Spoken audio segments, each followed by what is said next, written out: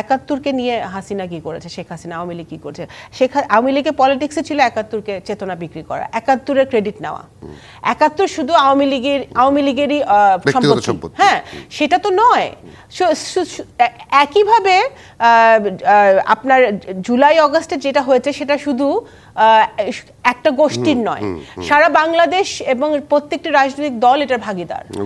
এবং এবং বিএনপি কখনো দাবি করে না, বিএনপি কখনো ক্রেডিট নিতে চায় নাই। এটা জনগণের বিজয়।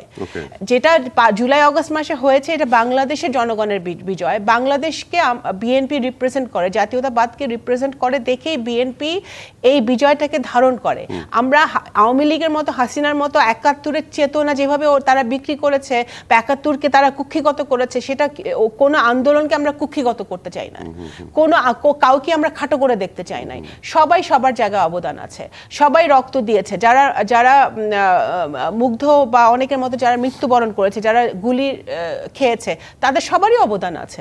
আমাদের বহু লোক গুলি খেয়েছে, বিএনপির বহু কর্মী এখনো গুলি খেয়ে বাড়িতে বসে আছে, হাঁটতে পারছে না, কারো চোখ চলে গেছে, কারো পঙ্গু হয়ে গেছে, এরকম তো আছে।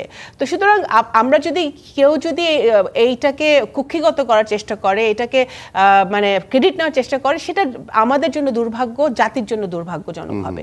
সুতরাং এইটা না করে আমরা সামনের দিকে কিভাবে আমরা সেই ফ্যাসিবাদ। টানা সপ্তমবারের মতো বেস্ট টিস্যু পেপার ব্র্যান্ড হিসেবে স্বীকৃতি পেয়েছে বসুন্ধরা টিস্যু। বিরোধী ঐক্যটা ধরে রেখে নতুন বাংলাদেশ গড়তে পারি, সেই দিকে মনোনিবেশ করা উচিত। এবং আমার মনে হয় এই মিটিংয়েও সেইটা প্রতিফলন ঘটবে, সেই মিটিংয়ে এই প্রতিফলন ঘটবে। কারণ এই কমিশনগুলো রিপোর্ট নিয়ে আলোচনা হবে, আমি মনে করি কোথায় কোথায় মিল আছে অমিল আছে এগুলো নিয়ে আলোচনা হতেই পারে।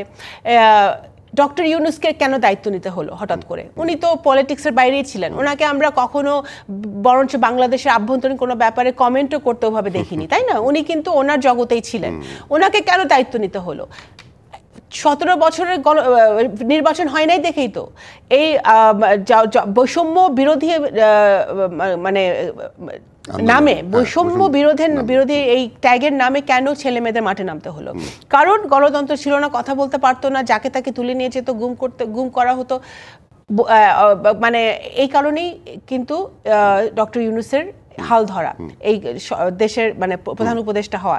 সেই বাস্তবতায় ডক্টর ইউনূস উচিত, ওনারই প্রথম উপলব্ধি করা উচিত যে বাংলাদেশে যদি সংস্কার করতে হয়, সবচেয়ে প্রথম সংস্কার করতে হবে গণতান্ত্রিক ব্যবস্থার, নির্বাচন ব্যবস্থার। তারপরে বাকি সংস্কার তো চলতেই থাকবে। এবং আমার মনে হয় এই যে বিচার, তারপরে সংস্কার, তারপরে নির্বাচন, এই যে কোনোটার সাথে সাংঘর্ষিক নয়, এই ব্যাপারটাও, এই পয়েন্টটাও কিন্তু আসবে।